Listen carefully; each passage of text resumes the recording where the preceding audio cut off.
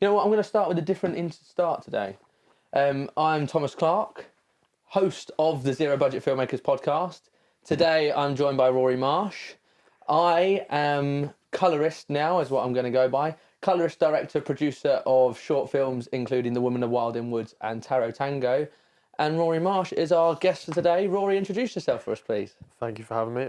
My name is Rory Marsh. I'm a producer, writer, director, but I also am a production designer. So I've worked on people's films, set dressing, and sorting out all the props and knickknacks that would be needed to fill a set and make it look more genuine. Amazing. And what are your names of your films that you've done so far that are out there that we can see? So last year, I was probably my most productive year. So I've managed to produce and direct and write 3 short films last year and an advert. Amazing. And I also co-wrote a film with someone else. Good. They directed. So I worked on that's as a writer-director sort of That's capacity. all right. In terms of production design last year, I also production designed 2 short films. Amazing. So yeah. And so your creations, the ones that you've written and directed that are out into the world, let us know what they are. Yeah, so there is one that's still in post-production. Okay. That the VFX artist has literally just sent me possibly the final render of a shot for. Just now? Yeah, literally Okay. before I literally came in. That's a short film called Skin Fade. Okay. That I actually pitched at film school a few years back. Got loads of good feedback on it. Good. And then it didn't get picked to get made for the curriculum. Right. So just recently I decided, I'm going to do it. So it's a very short one, that one. Okay. It was for like a 1-minute horror challenge Nice. for Rain Dance. It got an honourable mention. Good. So there is a version of it that exists privately. Yeah. I'm making a slightly longer edit. And how long do you want it to be? It's like an extra 10 seconds, but it's just Okay. a bit more of a refined visual effects shot, basically. Oh. And you said you pitched it studying. Yes, I did, yeah. Where did you study? Brighton Screen and Film School. And what was your opinions on university then? For me, it was about the networking. I think it's like, because you're just walking into a place where you're going to meet like 200 other filmmakers in your year. 200 in your year? Well, actually, no, it's probably more like 120, my bad. Okay. But then you've got the other year groups Yeah. above. So I was able to collaborate. I was fortunate enough to be able to collaborate across the year groups. So Okay. when I was in my second year, I worked with people who were graduating on their graduate films. Nice. And I worked with master students as well. Amazing. So I was able to sort of break those limitations of just, being with people at the same level. I was able to work with people of a higher level. Okay. Mainly because I started during the pandemic. And I was like, hey, I want to focus on this passion that I have in my head that I want to pursue. Being filmmaking. Okay, in general. Okay. And just creativity and refining that into a craft beyond just being a hobby. Nice. Doing a degree in it. So. And Yeah. so what was the course that you studied? Because I know they have a few courses, don't they? Yeah, so the overall degree was just called filmmaking, but you sort of narrow down your options as you go. So you have the different areas. So in the first year, you sort of learn everything. You try out every crew role. Yeah. And then in my second year, I chose directing and production design. Okay. And then in my third year, I just chose production design. Mainly because everyone was choosing directing. Yeah. And I was just like, even though I do want to be a director, I just knew that directing, you learn it outside of a classroom. Yeah. You learn it by doing it.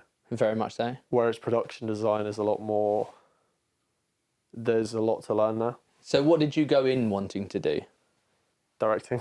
You went in Or wanting to writing. do... Okay. Yeah. And so was production design something you'd thought about before going to uni, or...? Not at all, really. But the reason I did it was because there were no production design. There was very few people who thought about that. And was it a job you knew of before going to uni, or is it a job you found in uni? I knew that, like, in general, the art department fascinated me because I liked art. I liked drawing. I liked designing, like, characters, I suppose. And production design, I use that term quite loosely because I'm not strictly a production designer in terms of an industry standard. Mm-hmm. Yeah. But I only kind of do that to sort of, it gets me on more sets.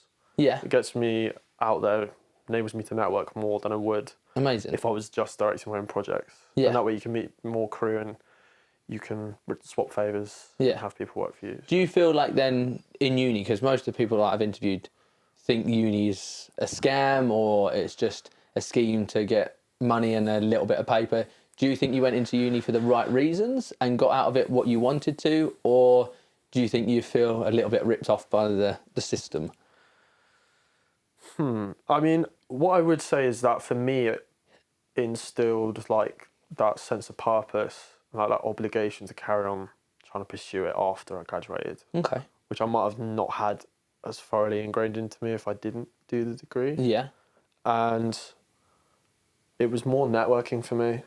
Okay. It was like I want to meet loads of people who want to do the same thing with their lives. I want to learn more about it, which I did. But yeah, I mean, if you're passionate enough, and you know that you would be determined to do it outside of going to uni, you don't necessarily have to, I wouldn't say. Okay. But yeah, I would say... Would you... I don't want to like recommend it, but I don't want to not recommend it. So if you're in the same position now without your degree, would you go and do uni again? Without my degree and just choosing to do it now? Yeah. No, but the version of me now is someone who has gone and done that. And I don't think I would have made any of the projects I've done if I didn't go to uni. Even though all of my projects I've directed have been outside of a classroom. Yeah. They've been outside of the curriculum. Yeah. Films that we had to work on. But the people that have been in those films, are those people you've met through uni? They're all the connections I've made Yeah. from doing that. So uni for you is a fairly good thing then? Yeah. It was like a networking hub, I suppose. Good. Because it's the thing, as we were speaking to Alex literally just before this, that uni can sometimes feel a scam, that film school can sometimes just be, I'm going to take all your money, I'm going to give you the bare minimum and say, this is what happens on a film set, da-da-da, and now here's your little bit of paper to say you've got a degree in whatever area you're in. And it's nice to hear that you've kind of gone in maybe with the right mindset of what you want to get out of it, rather than I'm going to come out of it and be this big director star and I'm going to be able to go on and do exactly what I want to do straight afterwards. Well, easier said than done. There is that, yeah. I think it's more a case of if you're motivated, and you're really motivated like already, and you go in, you can get more motivated, or you see there are people who can do a degree because they don't know what they want to do. Yeah. And they don't put the effort in. And one of my main problems, I would say, with it is that you don't choose your crews. Mm-hmm. So, you know, like when you're at school and you're getting asked to do a team project, you might get put with people who don't really pull their weight or do anything. Yeah. So there is that. Always you might end up with an editor who might just not edit. And then it's like the deadline and you're like, and it's now last minute. Is this talking from experience? Not from a directing standpoint. Okay. I was doing a project you worked on. I was doing sound for someone's film. Okay. And the editor didn't put any of the audio in. Oh, nice. And it was the night before the deadline, and I had to then... It was a good visual piece then. I had to... Yeah, and then the director asked me, could you put all the sound in, sync it all up? And I was like... and all the Foley, and it was the night before. So, you know, you get some people who are just... I bet that was a long night. And the reason being is because, obviously, you get people who want to direct, and they don't want to do anything else. And they don't want to help other people's vision.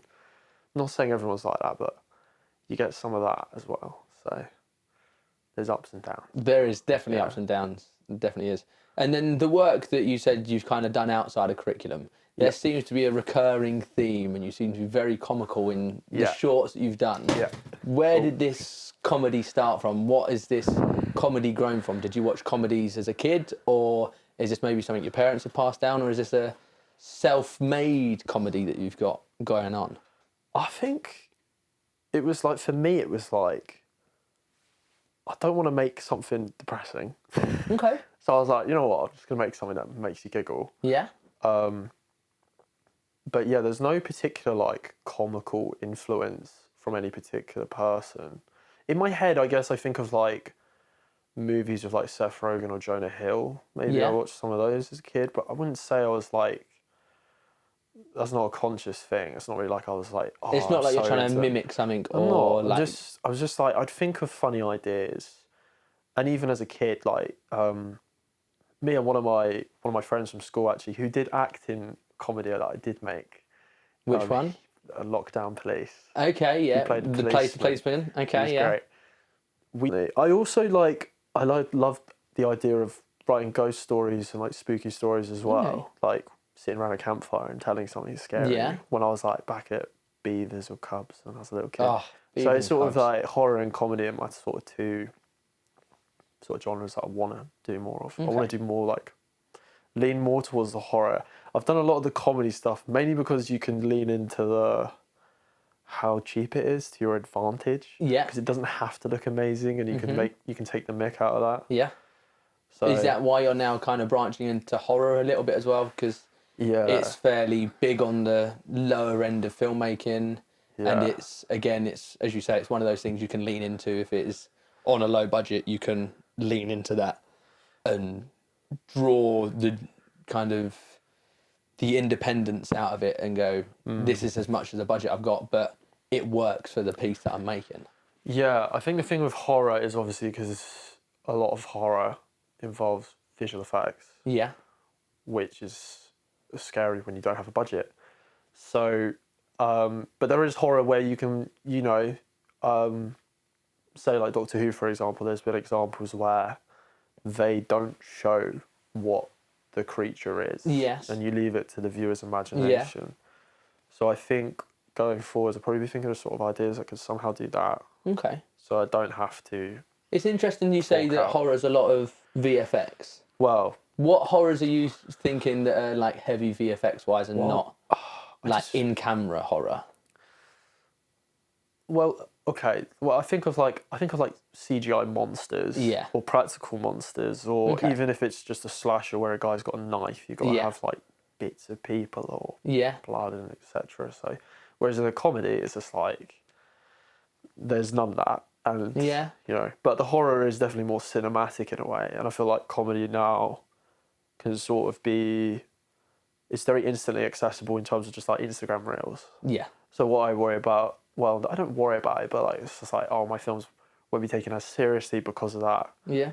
To become a filmmaker, so I'm like, all right, gotta like try this other genre a bit, do some of those, but comedy mainly because when you're on a set and you're not paying anyone to be there, you want them to have a good time. Mm-hmm. So I tend to I get drawn to doing ideas where it can give everyone something to chuckle about and Yeah. like laugh, and it's a fun experience for them. But you do have that on a set regardless of genre anyway. 100%. If the people you're working with are great. Yeah, So. you've got to have a close-knit family and you've got to get on with everybody. And as you say, before we move on to maybe some of your work that you've got coming up, you just mentioned that you don't pay people on your set. What do you think then is the most important thing for people on your set? Why is it, one, I guess you don't pay anybody, and two, what do you think you give to them that brings them in rather than offering them money? I'd like to specify that I have paid some people when I'm in a position to. Okay. I always cover like their travel. Yeah. Unless some people that I know are like refuse to accept that because they're that kind. For me, it's about having an end goal with the project. I think if we're talking a few years back when it was just film school, I think it was because, it's a new thing, it's a new experience, and these people want to gain experience. Mm-hmm. But just if I'm going through the projects I did just last year, bearing in mind I graduated film school like 3 years ago, so Okay. I've been doing projects still since. But last year it was 3 of them were 48-hour film challenges. Okay. So they were guaranteed to get into a festival and a screening. Whereas with those, I knew it was going to happen. And the same for the 1 minute horror that I did for Rain Dance. Yeah. It got an honourable mention, like a shout out on the Instagram. So there was that acknowledgement that I can say, if I want to present myself as a director, I can say, I got this. Honourable mention at Rain Dance. Yeah. I haven't heard of this Rain Dance 1 minute piece. So talk us through how you found this and then what the criteria was and how do you go about getting an honourable mention. Talk us through it. So funnily enough, I know how like people feel guilty when they're doom scrolling on Instagram. You think Yes. you're wasting time, but sometimes the algorithm gives me something. Okay. And I saw that they were doing a thing called Scream Dance, and it was just for the duration of October. Right. And you had 1 month to create a 1-minute horror film. You had a whole month. And it was free to submit. And if the winning one gets screened at Brain Dance. Oh, so there's only one winning one. Yeah, so mine doesn't get screened. Someone Right. else's did. But Yeah. I got an honourable mention, so I guess I was That's still pretty runner-up. good. Yeah. Runner-up. But they've also got another one currently going that's Valentine's themed for February. And are you doing it? No. Are you going to just Mainly whip one because up in the last I don't few really weeks? have any ideas that are good enough for that sort of genre. Is it too dramery for you? It's got to be romance. Yeah. Okay. Which It's got to be. I could possibly do, but... You could do some sort of romance comedy. Could, but the thing is, right now, I'm in a state of trying to work on bigger ideas. Okay. To build up to something, because all of my last year's work was a lot of just stuff for contests. Yeah. I want to do something that's actually for me. That's an actual idea. So I've passion had, project. like an isn't actual it? idea I've had tugging on my mind for ages. Okay. Whereas last year was a lot of me just going, because I think, yeah, we can get caught up in our heads and you think about an idea forever. Yeah. And you tell people about the idea and you almost get that validation from them telling you, oh, it's a great idea. And then you don't actually make the idea. Yeah. But I think the great thing about the 48-hour challenges is that you don't know what the idea is going to be. They give you the prompt on a Friday evening. You shoot it the next day. The next day you edit it and it's made. Sunday done. There's no dread or anxiety building up to it. There's no drawn out post-production. So yeah, I did a few of those last year. But I don't want every film I ever make to be for these competitions. Yeah. I want to be like, oh yeah, I can make something on my own. So let's go through this then. So you've clearly got a project in mind, which I assume is the one you've sent to me. Am I allowed to mention it? Are we allowed to talk to it about it? Or Yeah, was it the one, the pitch that I sent the you? pitch you sent to me? So Yes. Dead Dog, we're allowed to... We can talk about it? Is We there... can talk a little bit about it. I don't want to Talk talk a about, little- so- don't want to like talk about the whole plot though. Of course. So tell us what you want to tell everyone about. And Well- are you looking for anything? How far are we into the project, I guess we So can start with. I wrote the script last year. I was really happy with it. Mm-hmm. It's based on a nightmare that I had. And Okay. I actually started storyboarding it just today. Right. But my idea is that I've got a few... So here's the thing. My mind is like... There's so many creative ideas at the same time. Yeah, you got to that block I- them all out. That are all like fighting each other. I don't know which one to get out first. So Okay. it's like creative paralysis. But I had a few ideas that I thought were really powerful, really good. Like sort of, I guess you call them, they sort of brink on horror, but they're sort of psychological and thrillers. Mm-hmm. And I wanted to do a series, like an anthology series Okay. of short films. Yeah. And Dead Dog was the one I was thinking of putting at the forefront as a pilot episode. Okay. But the more I think about it, the more I'm like, this one might cost more money Of than the course. others. So you're trying to figure out which one is the most conceivable to do. Well, you say the pitch deck is now there for Dead Dogs, It is and the there. script is there. Yeah. What do you think the budget needs to be for it? Have you sat down and kind of broke the numbers down? Have you crunched it? No, I need to do that. That's part Okay. of it. It's the locations and What stuff. do you think is the most expensive bit then for it? The locations. Well, the beginning takes place in a car. So you've got an actor acting while driving. Okay. To make that safe, I feel like it's probably... So you need a tray. You need a might toe. need to do like that. Even that might need to be in front of a green screen. I just like, I don't Okay. know, because I can't have, in good conscience, have an act, because basically, You're not just he's like- looking at his phone while driving. That's part of it. That's Yeah. part of the story. That sort of triggers the event. Okay, because you're And not he like quickly call up and the he AA. swerves to avoid someone. But I think what I'm going to do is work through each episode idea I have for this anthology. Okay. Storyboard each one, calculate the budget of each Yeah. one. But And is it something you're Yeah. going to hopefully shoot throughout this year? I'm hoping to at least reach the point where I can present this and in a place where it could get funding. Because I actually went to an event in London the other week where Nice. people were pitching short films Okay. to get funding. How did you find that? I attended just to watch. Yeah. I submitted my pitch, wasn't chosen, but I was invited to come and watch, so I thought I'd watch Nice. and learn. And I went to a workshop where they talked about pitching and stuff like that. Okay. So, yeah, it was Soho Independent Film Festival, and they do it every year. So Nice. I'm hoping to be able to go back there next year. Next year with the same and pitch, just successfully worked better. Yeah, have it more ramped up. Okay. Yeah, I think so. So at the moment, kind of Dead Dog is waiting for the right funding. It's in that development hell. Yeah. Yeah. So do you think this year's going to be a few more 48s then, just so you've got something made? Are you maybe going to direct one this year? Maybe. I'm happy to work with people on their 48-hour film ideas, Okay. but I think for myself, I don't want to be a director who just keeps doing the 48 hours. I Yeah. feel like, because I've done a few, and I was like, I don't know if I want to keep doing forever. I Yeah. feel like maybe I just trap myself in a box there. But then you are making stuff. You are making stuff and you're putting it out there right away. So. Do you think you're ready to make your feature then? You think you're ready to make a feature? Not a feature, but like a short film that's got a bigger budget where at least people feel like they're being valued for their work. Okay. They're being paid for it. Yeah. And that the film is highly like cinematic and Okay. can look like it belongs on some sort of streaming platform. And you don't feel like you can get that through a 48? Because It obviously depends the on the 48. idea. It depends on the idea. Yeah, the 48 run is you win best in the city, you win best at Filmpalooza, you go to Cannes. Yeah. So it's a direct route to Cannes within a weekend. That is true. And all you've got to do is have a very simple, good idea that's shot well and edited well and executed well with the right team, and you're being screened in your local city. Then last year was Lisbon, last year was Seattle, and then off to Cannes. And the one that won it last year was from Scotland.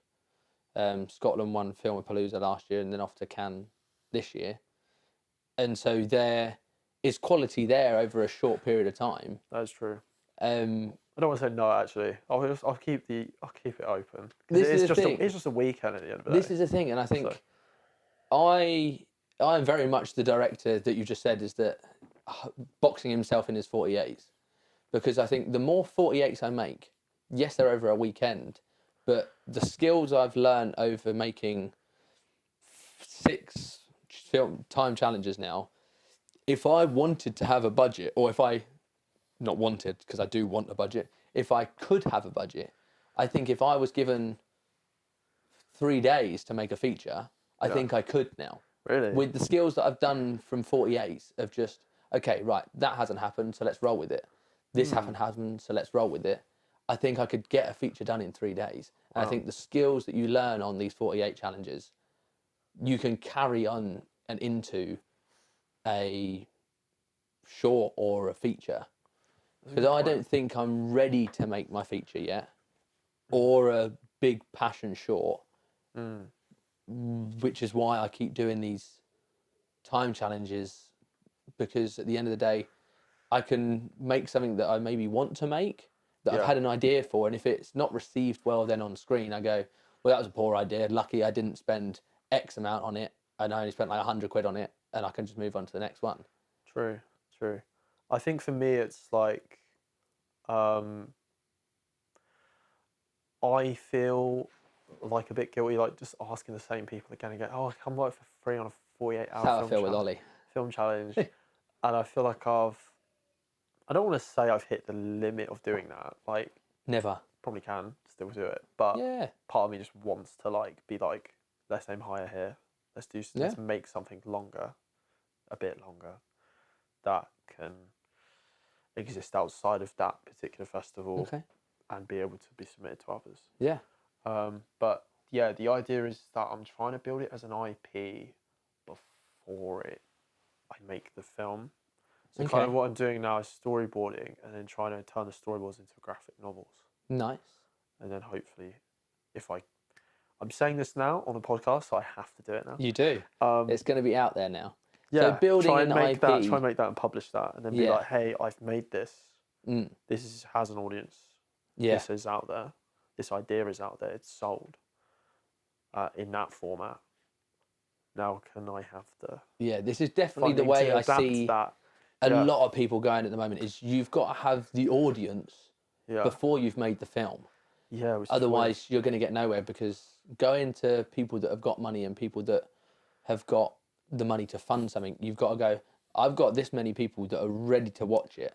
weird. Yeah. I just need to make it. Yeah. Rather than going, give me the money and I'll find an audience. So finding your audience then for Dead Dog, I guess. Yeah. Um, Well, how- there's a name for the whole anthology. okay, the that I wanna name for put the in. anthology, are we It's- allowed to share? Yeah. Go for it. It's called External Organs. Okay. Yeah. And is there going to be then a theme that runs through, that it will be... The theme being that it's about people having problems in themselves Okay. sort of manifest out into reality. Mhm. So it's like, if you're struggling, that struggle is pouring out into a story, Okay. or vice versa. That's kind of my through line Okay. that I've decided connects them. Yeah. Um, But let's then focus on this IP that you want to build. mhm. You say you're going to turn them into graphic novels. A graphic novel collection of short stories, Okay. and then be able to then make those. Okay. So then I'll have multiple short films that could sell as a series. Yeah. Yeah. And are you going to... Is it going to be a social thing as well? Are you hoping to promote on socials? Yeah, I think once I got to a point with it, I'll try. Do you not think it's worth starting now?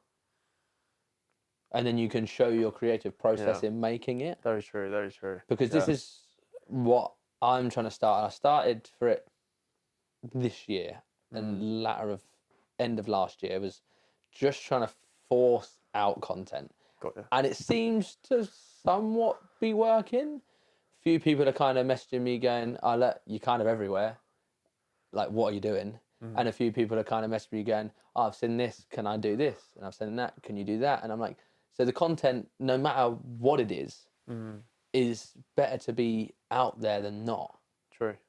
So do you think maybe showing your creative process in maybe drawing, as you were saying, and maybe like coming up with those ideas and creating these graphic novels, do you think it's maybe something you might start sharing with everybody? Yeah, no, it's a good point. I just don't want to like give away too much of it that people don't feel the need to want to buy the graphic novel. Yeah. So you wouldn't want to like, I wouldn't want to post every bit of it.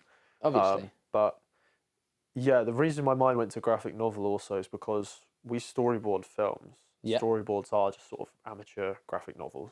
So it's just a matter of doing a more detailed, dedicated drawings of each sort of shot idea into a differently shaped panel. Okay. And yeah, turning it into an artwork. Because there's a lot of things online, or even movies that are like original films, but they're actually based on books. Yeah. You see it at the beginning briefly. Oh, in the yeah. titles, it says it, and you're like, oh. So, yeah, it's either like the films are like based on something that's been published as a book, or it's like an influencer. Yeah. So those are like the two things that literally we're discussing here. Those seem to help. At the event I was at, there was someone who was a published author. Okay. But then she was pitching, but she already had her budget as well. So if I find sometimes people just... So she had her money there ready but wanted more? So or? I think they wanted more, or they bluff that they have this much money. And then it makes the investors be like, oh, someone's already invested into this. Yeah. Here's more. I don't want to say they're bluffing, but they could have been. Quite possibly. Most of us do. We go, yeah, I've got so much money. I just need a little bit more. And we just say that to a few people, and then it's all good. All the money comes flooding in. Yeah. Or that's the way you want it to work anyway. Yeah. And I also did an online course in film business. So it taught me what to do with a budget if you had a big budget. Okay. Doesn't tell you how to get it though. Nice. So it's like... So do you think the course was worth it online? I got it very cheap. That's all right then. Yeah, more or less free. So nice. Yeah. Okay, so let's talk through this year then. We're in January. This time next year, what have we completed throughout the year? I have written the short story ideas I have for that anthology. Yeah. Completing the anthology? They're all quite short stories. Okay. But they're all very they're quite deep, some of them. Interesting, because you said at the very beginning you didn't want to write anything deep and emotional. Yeah, I we're know. changing. That's what I'm saying with like the horror sort Yeah. of element. Like do some horror that's thought provoking. Okay, so we're That taking a can change in touch- genre. That can touch on the human condition Okay. more than just being silly. Okay, so we So- completed that. What else? What else have we gonna have hoped to have done Well, this I've time next year? Written those down, Yeah. and I don't want to say completed the graphic novel, but be part way there Okay. on having Good. it made. At least have done a few of the stories. Yeah. In that. And be able to tease it. And Okay. How are you be going like, to go "This is gonna about come doing that then? Um, What kind of actions and what drive are you going to give yourself to make sure that's done by the end of the year? I'll just try and do it. Just going to try. Are you going to set out like maybe a stepping stones for each one? Are Yeah. you going to like give yourself a little bit of a timeline, or are you just going to kind of say it on the podcast, watch it next week, and go, "I said it. Okay. Everyone's heard it. Now I have to do it." Okay, this is what I'm thinking. I'm thinking within 2 months, Okay. every 2 months, I'll try and write the screenplay for that particular short story that I want Yeah. to put into this collection. Storyboard that idea, so I've got a rough storyboard of it, Mm-hmm. and then what I'm doing is turning storyboards then into Film. graphic novels. Okay. Yeah. Then turning them Into into films. films. Okay. So And so you want to do one of them every 2 months? I think up one of to the short stories each Okay. every 2 months or 3 months, maybe. Okay. And how short are we talking? Are we talking 5 minutes, 10 minutes, 15 minutes, So Dead Dog is about 12 minutes. 12 minutes? So So you've got 12 to 15 pages to write in 2 months. I've already written the Oh, film. you've already written that them? one's already written. I've already Okay. started on the storyboard for it. Nice. So the storyboard is just so I have obviously like the idea that are already in my head, but just done as little rough boxes, Yeah. and then do a more artistic, stylized panel shaping of Okay. it, like you have in a graphic novel. Because when you look Yeah. at a graphic novel, it's just not just flat out squares. It's No. like you've got dynamic shapes and of how the images are presented. So, Yeah. yeah, I think. Yeah. And how many do you need to get done? Remind me. So in the pitch that I did send you, it's actually got a little segment on that. There's about 4 stories there. 4 short stories. Yeah. 4 short stories by the end of the year. That's And I'm easy- thinking easy about the doable. fact that last year I managed to do 4 like Yeah. films, and those were just for 48-hour challenges. So you could do So, it you in a know, weekend. Having the whole but this is like having the whole year to actually then Yeah. do these ideas. Why don't you then condense it? Give yourself like one weekend and be like, right, that weekend, I'm going to write that film, and then you can, once it's written, you can then obviously revisit it. But if you're going Yeah. to say, oh, I'm going to do it over 2 months, Well, no, usually I write the short film in one sitting. okay, I don't manage to do that with Dead Dog. And the first draft, I was like, I'm actually pretty happy with this. But I have gone over it a little bit. nice. So you yeah, could write and quite a few revisions in 2 months then. Yeah, it's just I like letting the ideas cook in my head a bit, like letting the thinking about the characters a bit more, thinking about what struggles they undergo within. Do you the think narrative. that's holding you back from maybe just writing? Yeah, possibly sometimes. Okay. Yeah.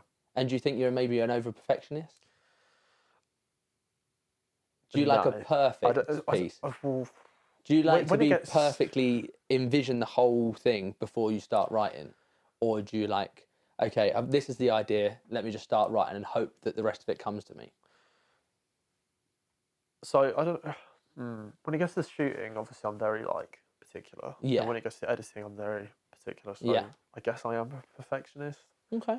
But yeah, when I'm writing, I'll write one sentence, then I'll backspace 2 sentences, and then I'll write another sentence. And it's kind of like there's Yeah. a lot of like backspace.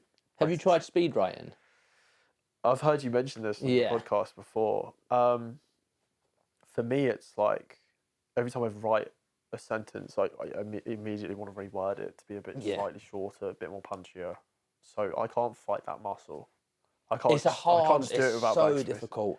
Because Yeah. I'm like it all the time. I'm just like, type, type, type, type, type. And then you suddenly get this thing over your shoulder that's like, that was awful. And that finger just like sits there over the backspace and you go, delete, and then you suddenly go blank page again. You're like, oh, well, now what? Because that first idea I had was clearly not great to somebody. I wrote a whole feature film once, spent a month doing it, and then I deleted it. Why? Do you regret deleting it? No. Really? I submitted it to a call out. Right. And then I asked for feedback. I got feedback, and they went, "It's really boring." I was like, "Okay." So I just deleted it. Yeah. Not just like, oh, I might and that rework was like it. that was like 3 weeks of my life, like during summer between Bloody hell. uni years. I just full on. And that was a case of me just right. Yeah. Don't backspace, and then I churned out something that wasn't. But I was kind of thinking like, I was just forcing myself to write something here, and I didn't have an idea of what I was writing. It was a case where I was just making up as I went along. And I was actually trying to write a family drama. Right. I was trying to go out of my comedy comfort zone. And I was trying to write this, like, dynamic between this family who are struggling.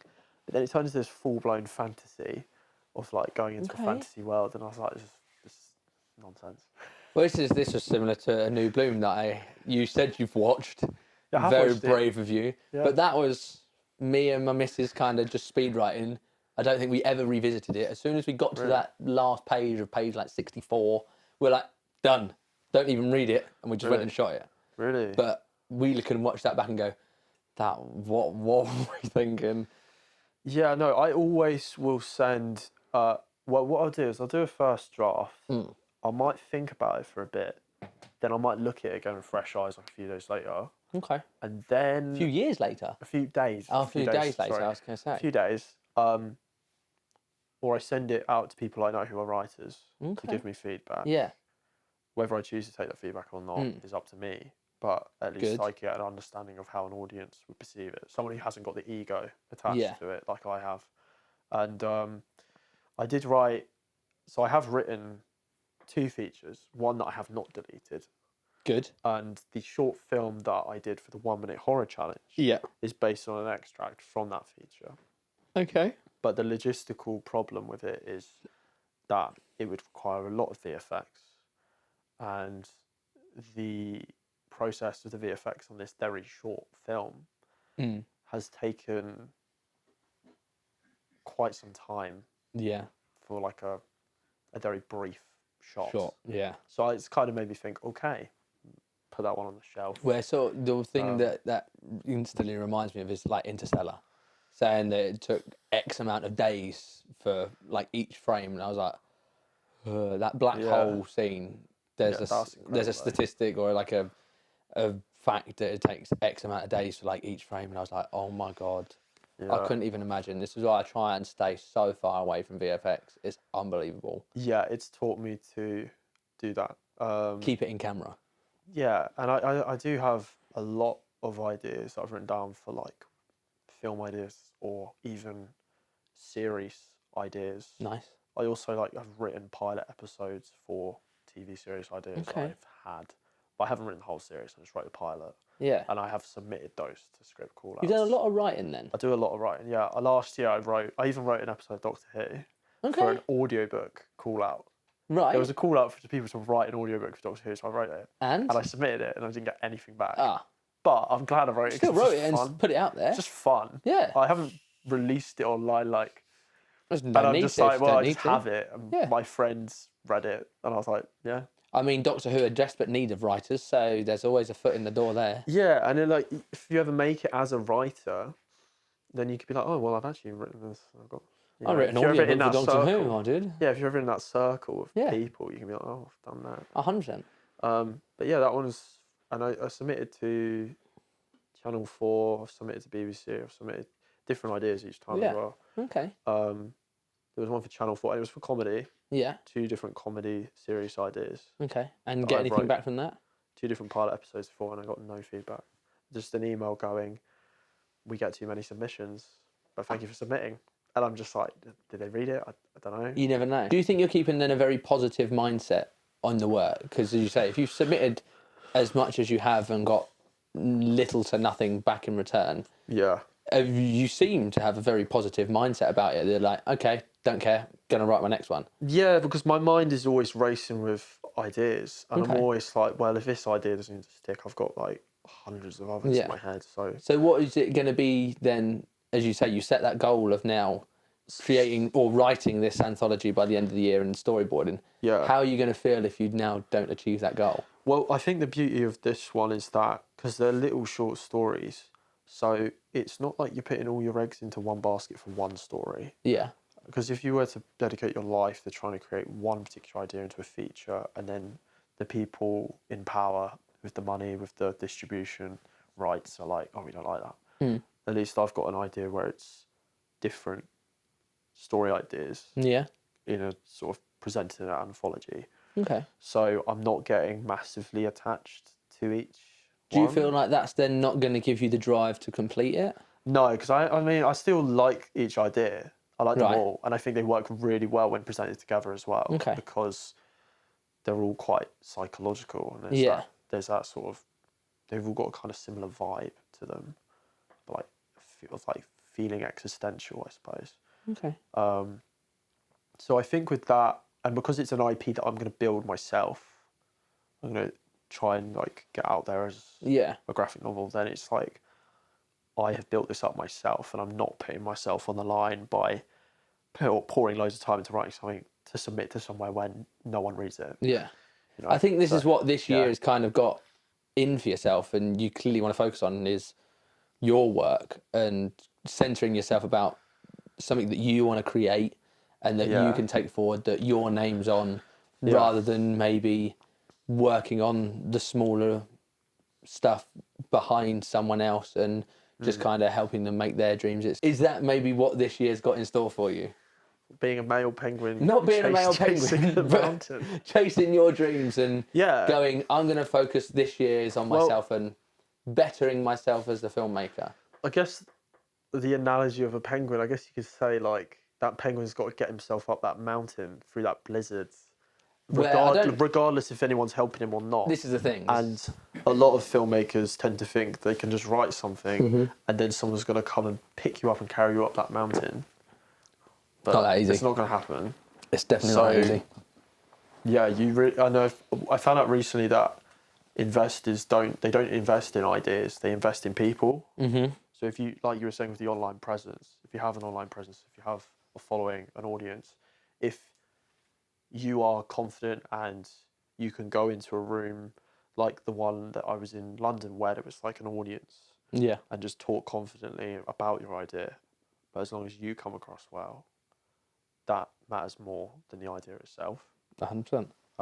So, yeah, I think it's trying to building up that audience, because we think about, I want to get something on Netflix, or I want to get something on some streaming service, but then we have Instagram. Yeah. We have a streaming service right now where you can put yourself on it.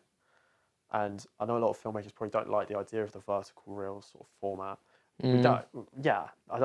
But regardless, you get hooked, and like people do watch that, and then so I'm not saying to put like your best ideas into that, but to put stuff on there to make people aware of who you are, and what you want to do, and get people behind you, and then even then you can do a crowdfunder, and if you have like this many people clicking on your profile, it makes it that much easier if you can like speak to people who are not just your friends and family. If your work is bigger than that, then that can help.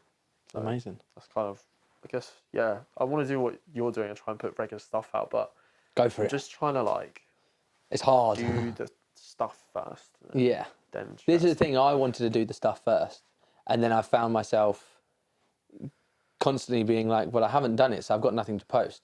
But if I film myself trying to do it, that's the stuff I can then post. And then the joys of it is that's now kind of a recurring thing. I'm like, okay, I'm trying to do this. And like me and Ollie were sat here before you were coming. I was like, should we put something out on the socials? And he was like, yeah, fuck it, why not? So we put something out on the socials. Right. And I'm like, okay, something's out. And I think it's on a few hundred views already, but it's out.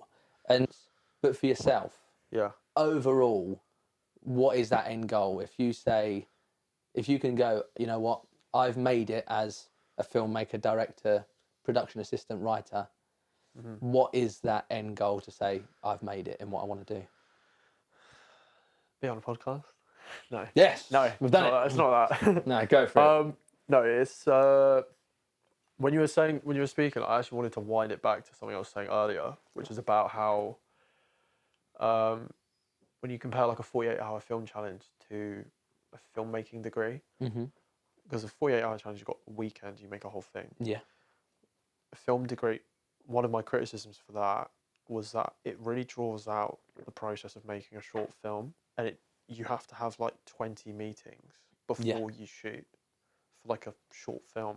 Bloody hell. Or Seems across far too many. like 6 months, and then you make the film, and then you edit for 3 or 4 months, and it's just like that was one of the things that sort of I think has made a lot of people on the degree also lose motivation with how long it took.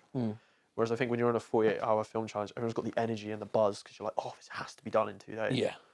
I know this doesn't answer your question, but that was just something I wanted to bring up. No, go for it. But anyway, then bringing that over to like the Instagram, social media content, a lot of us want to produce quality over quantity. And I think that's one of the things that holds me back, because it's like, if I've made something cool, then I'll share it if it looks like I've put the time in. But then obviously you can't do that every single day. You can't make a short film every day. It's a lot of work. But a format like this, like a podcast, is so easy because it's just a conversation. So like, I was even thinking of like podcast ideas I myself have. Yeah. And then doing something like that, but then that builds up an audience regularly. And then that drives the other projects to come to fruition by having a fan base. So, I'm So linking it back to then, you've made it. Yeah. What is, I've made it because I've done what comes after that?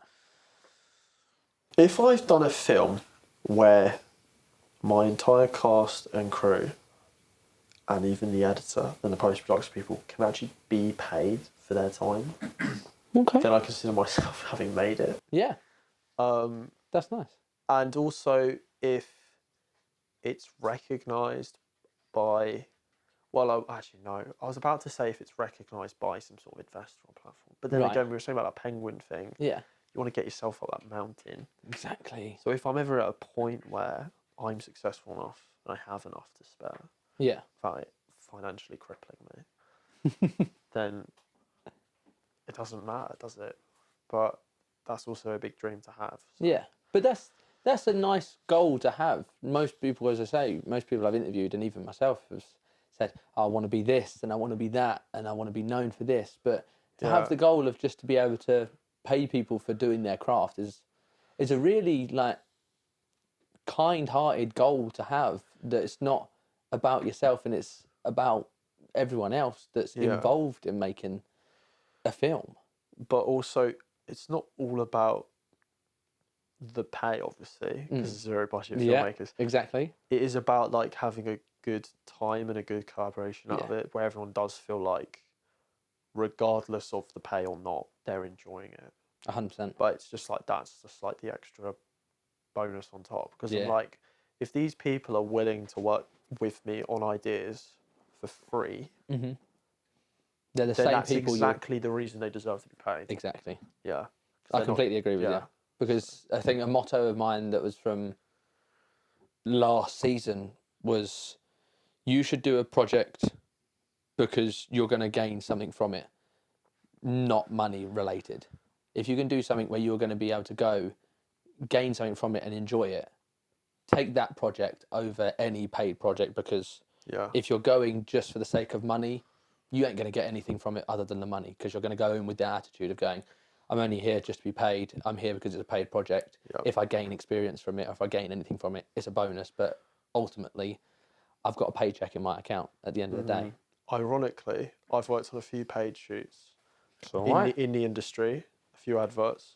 Nice. And they were the least professional sets I've ever been on in my life. Yeah. And these are sets where they have a big budget. Yeah. And it's because there's so many people. There's so many people who are in different departments, who don't know each other, who haven't worked together before. Yeah. And because there's so many people to filter through, there's not as much of a joint mindset as there would be on a smaller short film. So there's a lot less empathy. There's a lot of less consideration, Yeah. and a lot of people just sort of standing there, just waiting Twiddling to thumbs. clock out. Yeah. And not saying that they don't work hard, they do, but there's that vibe where it's different to what it's like on a short film where everyone's parked up and excited.